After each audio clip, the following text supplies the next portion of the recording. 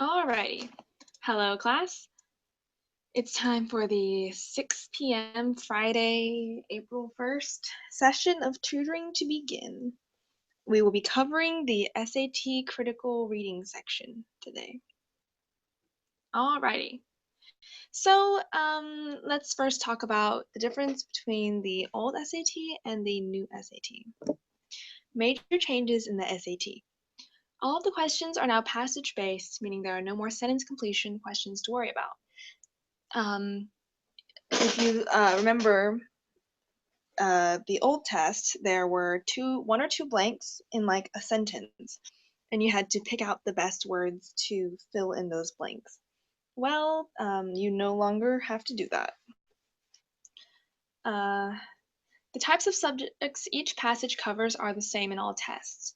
The new critical reading section will consist of one passage dealing with US and world literature, two passages dealing with history and social studies, two passages dealing with science. For the science passages, there are data interpretation questions. You will have to analyze charts and graphs.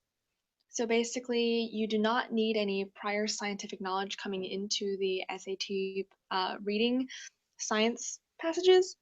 You only need to be able to interpret charts and graphs and comprehend reading, which is what they are trying to grade you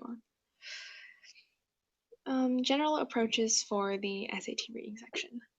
1. Skim over the questions and plot them accordingly next to the line of the passage. These questions will specify where you can find them in the passage. Plotting questions allows you to focus your attention to portions of the passage where you can find important information for answering questions. Underline any vocabulary that is mentioned in the questions. 2. Read over the passage carefully, underlining key information that helps you understand the passage's tone and main ideas. Box proper nouns, dates, and time indicators. 3. As you come across plotted questions, read 2 sentences above and below the plotted area and then answer the related question. 4.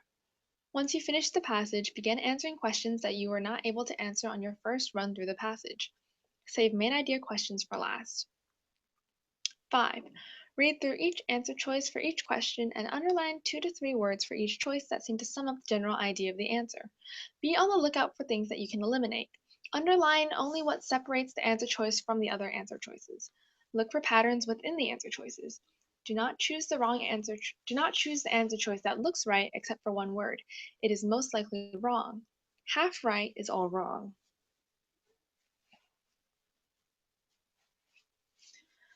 Any tone shifts within the passage will be reflected by the first and last sentences/paragraphs. If you are confused about any tone shifts that occur within the passage, referring back to the first and last sentences or even the first and last paragraphs can help you regain your bearing. 7. Try to pace yourself through the new SAT. The entire reading section, around 53 questions, is an hour long, so you have about 1.25 minutes for each question. This is definitely another difference between the old SAT and the new SAT. Before, the reading passages were divided up into small chunks of like 20, 30 minutes. Now you get it all at once and you have to keep an eye on the clock yourself. Question/answering tips. Read the entirety of each answer choice. Answer choices must be 100% correct to be the right answer. Even if half of it is true, if the rest of it isn't, it's still incorrect. Look for words in answer choices that make it much more likely to be incorrect. These include extreme language, all, never, every, none, only, must, etc. Extreme language, derision, defile, euphoric, global, veneration, disparage, etc. And intensifying language, to, more, extremely, seldom, most, etc. Watch out for correct information that doesn't answer that particular question. Make sure the answer choice only pertains to the section of the passage that the questions specify. Correct answer choices that address the wrong section of the passage are wrong answer choices. Answer choices that match your opinion but don't answer the question are incorrect. Be sure not to bring any prior knowledge into whenever you're taking the SAT. Make sure that all the evidence for your answer can be found within the text itself. When in doubt, look for textual evidence. Questions and their answers are often similar. Use these questions to answer the others. For example, if you see different questions on multiple answer choices, with multiple answer choices mentioning the isolationist nature of wolves, then they are probably the right ones. When you come across something that makes an answer choice wrong, cross out that word and/or phrase, then cross out the letter of that answer choice. This helps you show your work and understand why you eliminated an answer. If the question mentions one specific sentence/word, look at that sentence and the surrounding sentences if necessary. If the question mentions multiple lines, read the entire paragraph. If the question does not specify any lines, leave it for last. In general, you can look at the introduction, topic sentences, and first and last paragraphs. Answer choices will match the main idea of its specific area. If you are stuck between two, the one that most closely matches what the passage says will be right. Be careful not to let what you know from the passage get mixed up with prior knowledge you bring to the test or info you inference. When deciding between two answer choices, return to the passage and identify any words or phrases that the answer choice might share with the passage. If you're stuck on a question that is part of a pair that asks for evidence from the passage, start on the second question and eliminate any answer choices/sections of the passage that did not support the first question. Use the remaining answer choices/sections of the passage to answer the first question. Basically, this is like a pair where the first question will ask for a particular question, and the question directly following that asks for where you can find the evidence that would answer that question. We will come across a few examples of this in the sample passage I will be going through, and I will definitely point it out and show off this technique. It's very useful and very helpful. When answering main idea and tone questions, mark the tone of each of the answer choices. Mark answer choices with tones that do not match that of the passage can be marked out. Vocabulary questions are now strictly from the passage, so when answering vocabulary questions on the new SAT, it is often helpful to read the surrounding sections of the passage to gain context. And you know what that's all about. Alright, so now we're going to move on to the double long passages and just some more tips for the SAT reading section. And then we will be going over one sample text, and that will be our lesson for tonight.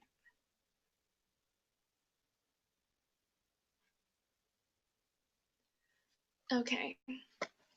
The approach to these is similar to that of other passages, but involves some special steps. Okay, so this is the general idea you want to follow when doing double long passages. This is more efficient than pretty much any other way to solve them. But of course, you can tweak all these steps to fit your personal style. These are just a guideline to help you find a good way to solve these questions, answer these questions. 1. Plot the questions in both passages as before. Also, mark which passage each question deals with, passage 1, passage 2, or both. 2. Read passage 1, underlining and boxing as before, and answering plotted questions as you come across them. 3. Once you finish passage 1, answer all passage 1 questions, underline keywords, and eliminate answer choices as before. 4. Before you begin passage 2, look at the answer choices of both questions. Even without reading passage 2, you can sometimes eliminate answer choices just from what you know from passage 1. 5. Now read passage 2 and answer its related questions. 6. Finish any both questions left. I will not be going through a double long passage, but I definitely recommend that you take practice tests. Take lots of practice tests. That's the best way to prepare for the SAT. You can practice these strategies, develop your own strategies that work best for you, and become familiar with the format. And this will serve you well in scoring highly. Tip: for about every 9 reading questions, you'll have approximately 11 minutes to complete them. For the new SAT, there is no guessing penalty. Never leave any questions blank. This is very important and very different from the old SAT. Before, whenever you answer a question wrong, you would get a quarter of a point taken off. Whenever you answer a question correctly, you get a point added to your score. And if you don't answer anything, then you get 0, no gain, no loss. However, they've recently changed this rule with the new SAT of having no penalty. So even if you get a question wrong, you don't get any points deducted. And therefore, it's always in your best interest to guess if there's a question you really don't know. All right. If you find yourself short on time, you can scout the passages to determine their difficulties. You can then answer them in whichever order works best for you. Don't spend more than a couple minutes scouting and deciding. In general, there will usually be one fiction passage, a couple of nonfiction passages, and one historical document. That is usually the hardest to digest. If you take a lot of practice tests, you can see how long it generally takes you to answer a certain amount of questions and what types of passages are easiest for you to understand and answer questions for. So you can choose those types of passages to focus on first, answer as many questions as you can to get as many points as you can. Of course, if you find yourself easily able to finish all the passages, it's recommended to do that.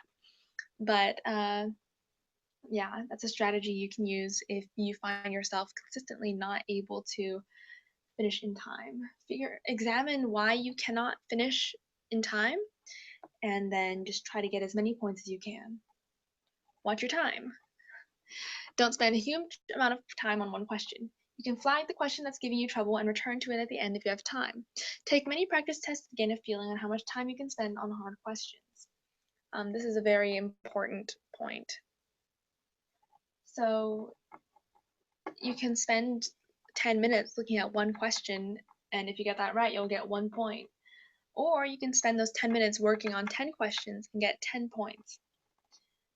Every question is worth the same amount of points no matter how hard it is. So if you really can't answer one, it's in your best interest to just skip it and move on to another one and come back. And even if you have to guess, that's better than wasting a lot of time on answering one question. Okay, so I'm gonna check the chat now if there's any questions. No, there doesn't seem to be any questions here. So,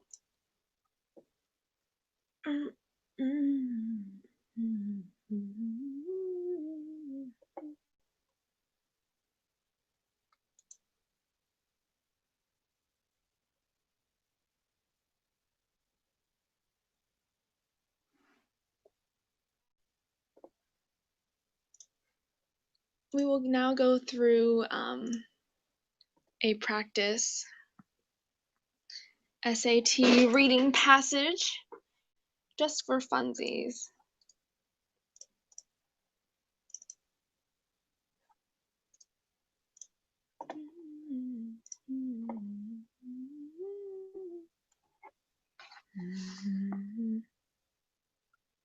Okay, so here is a passage taken from a sample SAT test, the newer one, of course.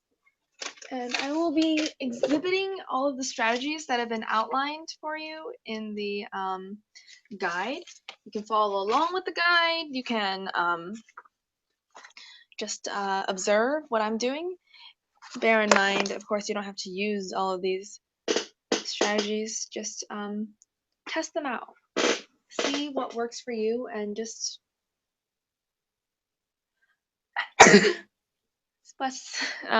excuse me. See what works for you. That's the ultimate goal here. So I'm going to take a look at the guide.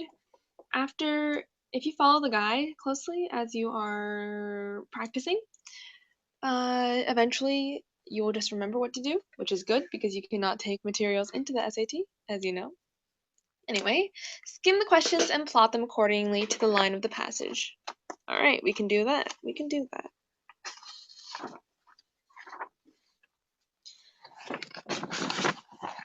Let's take a look at number 1. Which best describes what happens in the passage? Okay. So this one does not mention a particular line within the passage. So I'm just going to write a WP here so I know that it's the whole passage. Number 2, what choice best describes the developmental pattern of the passage? It's another WP, whole passage. As used in line 1 and line 65, that's important. Directly most nearly means. Okay. So what I'm going to do is go into the passage. And that was question number 3. So next to line 1, I'll write a 3 here. And on line 65, I'll also write a 3 right here.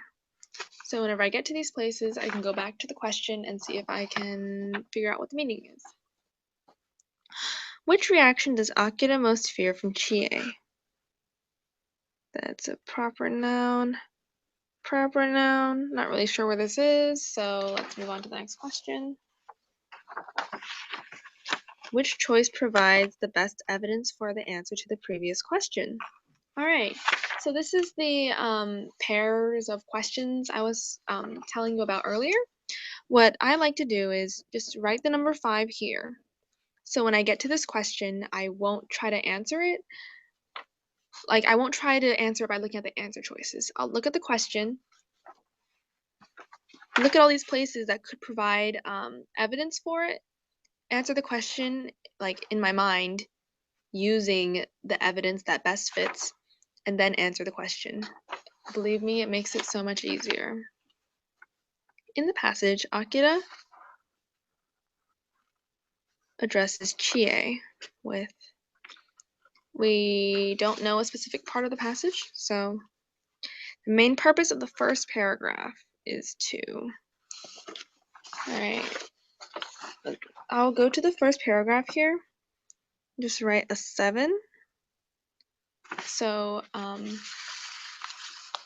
I will know to take a close look at it. As used in line 2, form most nearly means.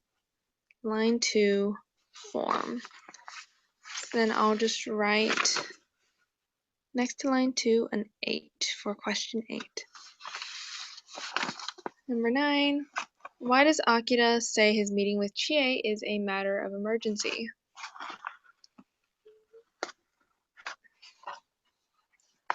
So I'll go back to line 32, and I'll write a 9 right here. And which choice best describes, provides the best evidence for the previous question?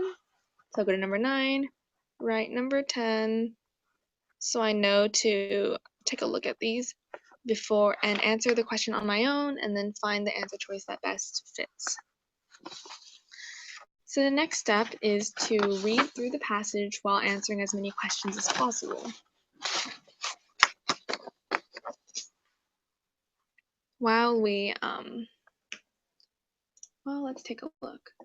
Underlining key information that helps you understand the passage's tone and main ideas, box proper nouns, dates, and time indicators.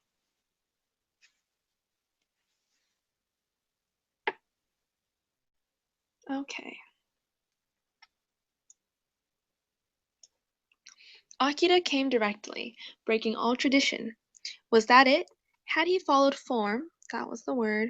Had he asked his mother to speak to his father to approach a go-between? Would Chie have been more receptive? Oh wait, directly is also a word and a question. Would Chie have been more receptive? He came on a winter's eve. Well, okay. So we have 3 questions right here. So let's examine those 3 questions, see if we can answer any. 3, as used in line 1 and line 65. Well, we should probably go look at line 65 before we answer that one.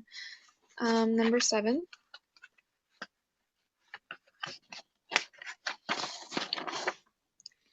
As used in line 2, form most nearly means. Okay, you can answer this one. It's isolated by itself. Akira came directly, breaking all tradition. Was that it? Had he followed form? Had he asked his mother to speak to his father, to approach a go-between? Would Chie have been more receptive? So let's think about what form means in this context. It says, had he followed form. So that means he did not follow form. And what he did do is Akira came directly, breaking all tradition. So he broke tradition by not following form. So which of these words would go with tradition? Appearance. Well, of course, this is the SAT.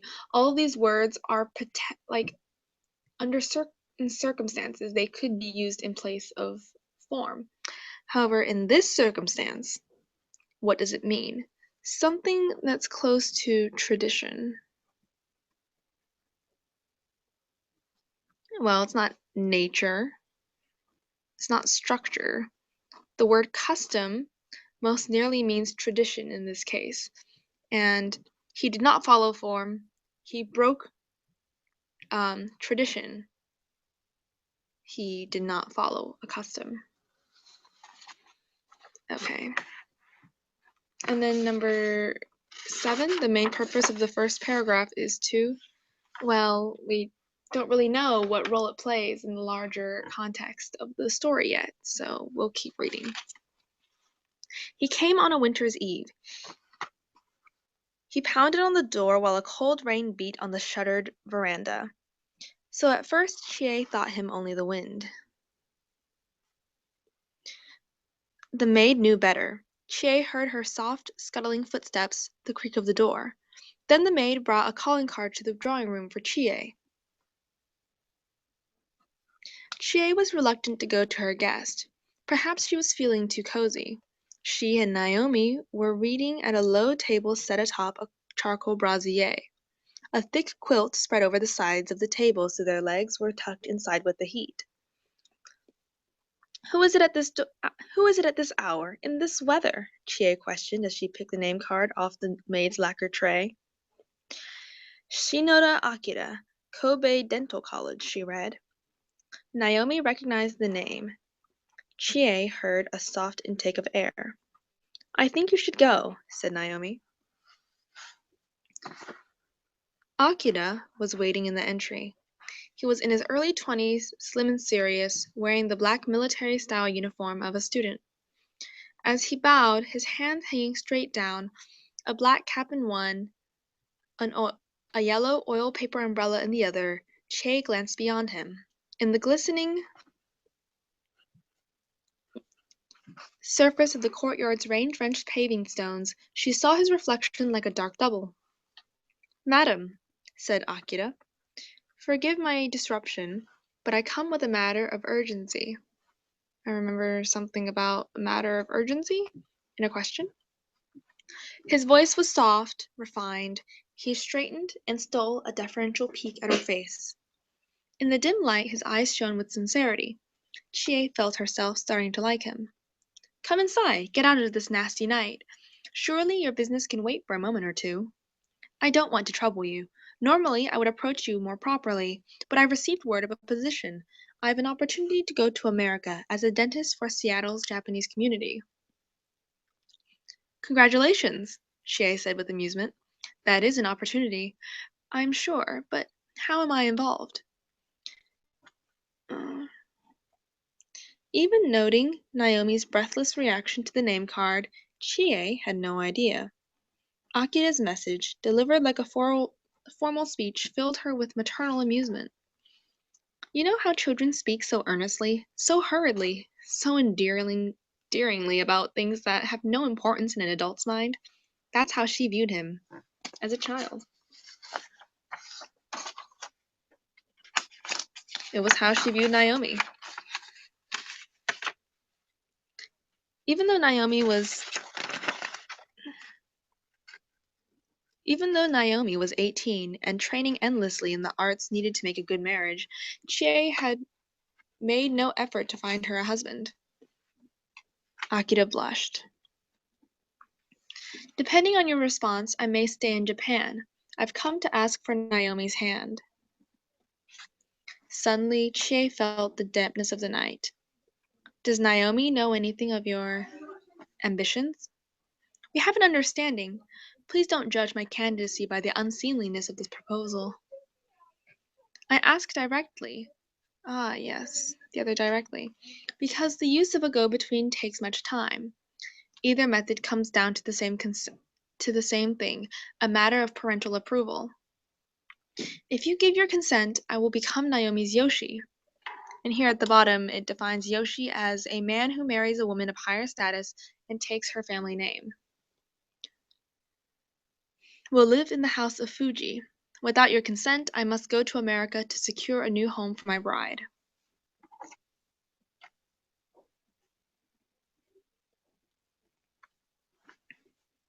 Eager to make his point, he'd been looking her full in the face. Abruptly, his voice turned gentle. I see I've startled you. My humble apologies. I'll take no more of your evening. My address is on my card. If you don't wish to contact me, I'll reapproach you in 2 weeks' time. Until then, good night. He bowed and left, taking her ease with effortless grace, like a cat making off with a fish. Mother? Chie heard Naomi's low voice and turned from the door. He has asked you. The sight of Naomi's clear eyes, her dark brows, gave Chie strength. Maybe his hopes were preposterous. Where did you meet such a fellow? Imagine! He thinks he can marry the Fuji heir and take her all to America, all in the snap of his fingers. Chie waited for Naomi's ripe laughter. Naomi was silent. She stood for a full half-minute, looking straight into Chie's eyes. Finally, she spoke. I met him at my literary meeting. Naomi turned to go back into the house and then stopped. Mother? Yes? I mean to have him. Alright, so now we've read through the entire passage, so we can start answering questions. Number 1, we see that's a whole passage question. We'll leave that. Number 2, a whole passage question. Number 3, the word directly. So let's see what the two uses of the word have in common.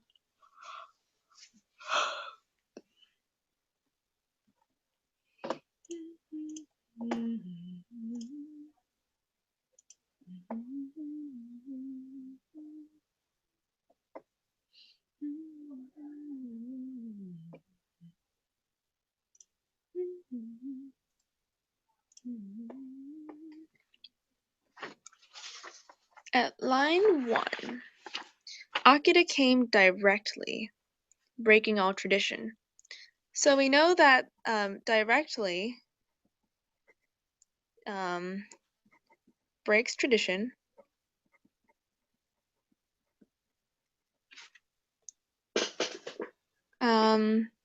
Had he followed form, had he asked his mother to go to his father to approach a go-between, would Che have been more receptive?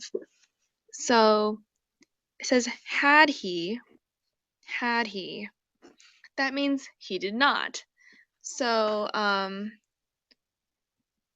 did not ask mother, no go-between. Now let's take a look at line 65. I ask directly because use of a go-between takes much time. So no go-between. So we have that information in common. They both do not utilize, in both instances where the word directly is used, a go-between is not used. So which answer choice best reflects this? Frankly? No. Confidently? No. Without mediation? A go-between? Mediation? You seeing what I'm seeing? With precision? No. The answer choice is C. Based on textual evidence. Moving on, we have number 4. What reaction does Akira most fear from Chie? Well, this seems like a question that you'd have to skim around the passage for a while for, or just read it again. But it is comes in a pair with number 5, which makes things a lot easier. Which choice provides the best evidence for the answer to the previous question? So let's take a look at line 33. Line 33, 2, 3. His voice was soft, refined. Does that have to do with the reaction that Akira fears from Chie? No, it does not.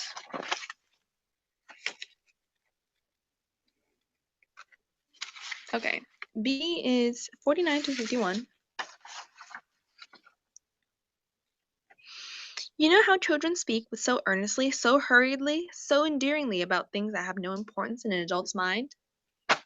A, this doesn't even talk about Akira at all.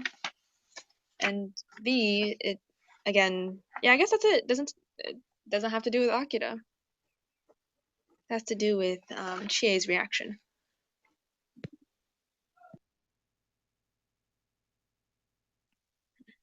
Okay, lines 63 through 64. 1, 2, 3.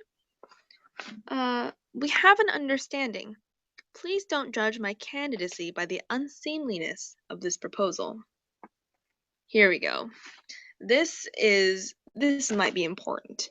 Don't judge my candidacy by the unseemliness of this proposal. It's talking about her reaction by judging his candidacy, and that he's afraid that she won't take him seriously because of the way he's asking. I'll put a little squiggle as a maybe. Lines 71 through 72. Eager to make his point, he'd been looking her full in the face. That doesn't say anything about what he's thinking.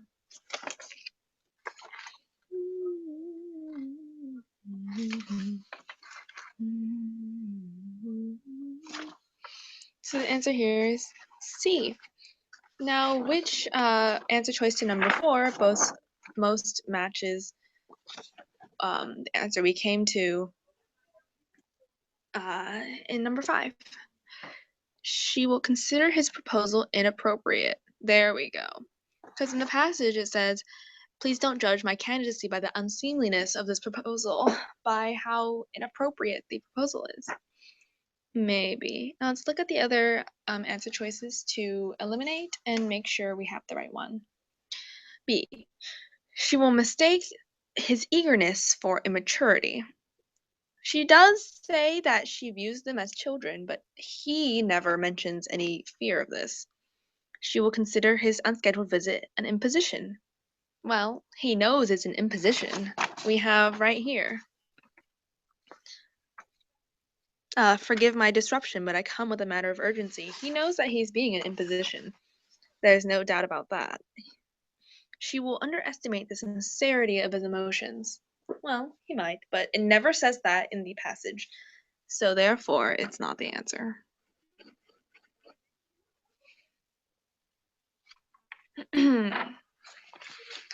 Number 6. In the passage, Akira addresses Chie with affection but not genuine love. Well, Akira, they've never met before. Throughout the passage, he never says anything in a way that resembles affection or love of any sort. That is not the answer.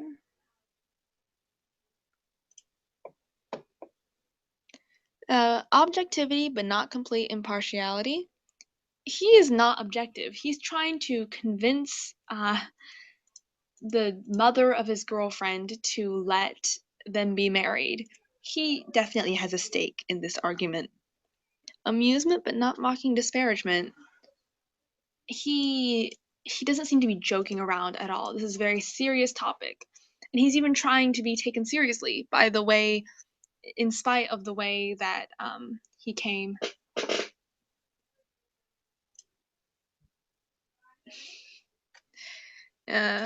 To propose. Respect, but not utter deference. This is the answer that we have the most evidence for. Take, for example, right here. He stole a deferential peek at her face. Being deferent. He bows. Showing respect. But he does disrupt her, which he would not do if he were utterly deferent. So D is the answer. The main purpose of the first paragraph is to, well, let's take a look. Akira came directly, breaking all tradition. Was that it? Had he followed form? Had he asked his mother to speak to his father to approach a go-between? Would Chie have been more receptive?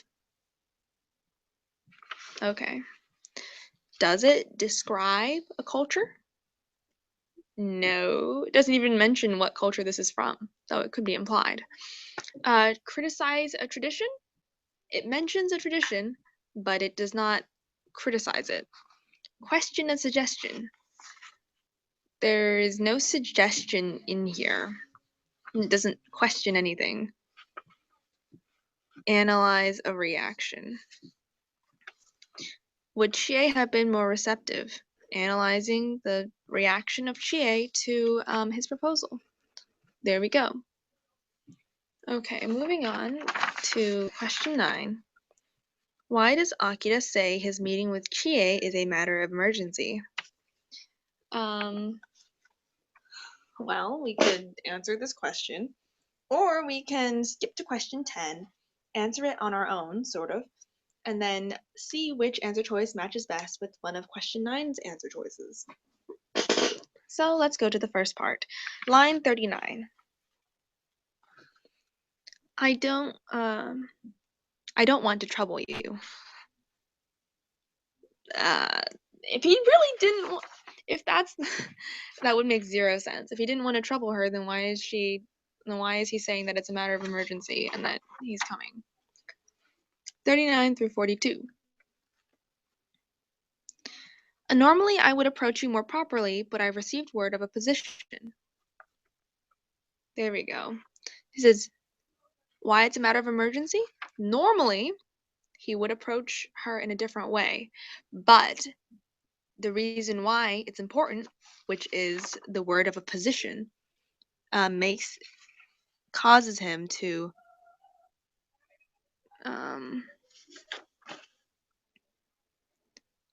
approach her in this way. Always a maybe until we check out the other choices. 58 through 59.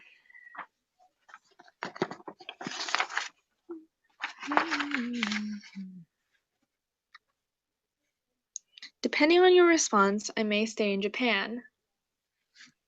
This shows that it's a very important answer, but not why he needs an answer so fast. And D, 72 through 73. Abruptly,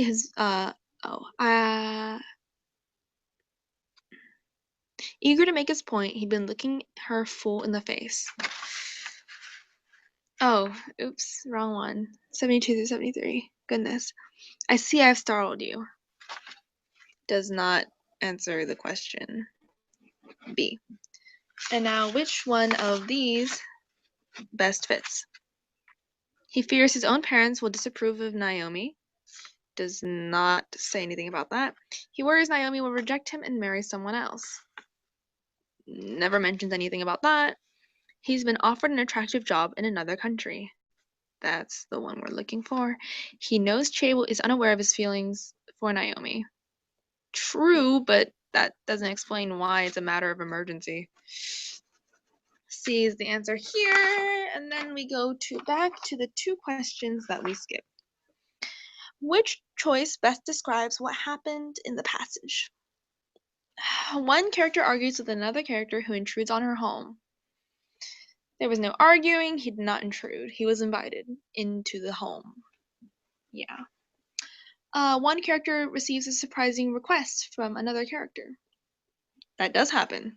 She is completely surprised when Akira asks for Naomi's hand in marriage. One character reminisces about choices she has made over the years. This does not happen. One character criticizes another character for pursuing an unexpected course of action. Does not happen. The answer choice is B. Which choice best describes the developmental pattern of the passage? A careful analysis of a traditional practice. There was no careful analysis, and there was no practice being analyzed. A detailed description of a meaningful encounter. It was detailed. Oh, depiction. And it was a depiction, and it was a meaningful encounter. Maybe. A definitive response to a series of questions. Well, there wasn't exactly a series of questions, so a cheerful recounting of an amusing anecdote. The was not cheerful. So the answer is B. And so in this way, we've answered every single question, and we can move on to more greater questions. If you have any questions at all for me, please feel free to type it into the chat. I'll be cutting off the stream now, but I will be keeping an eye on the chat until 7 o'clock. Have a great night.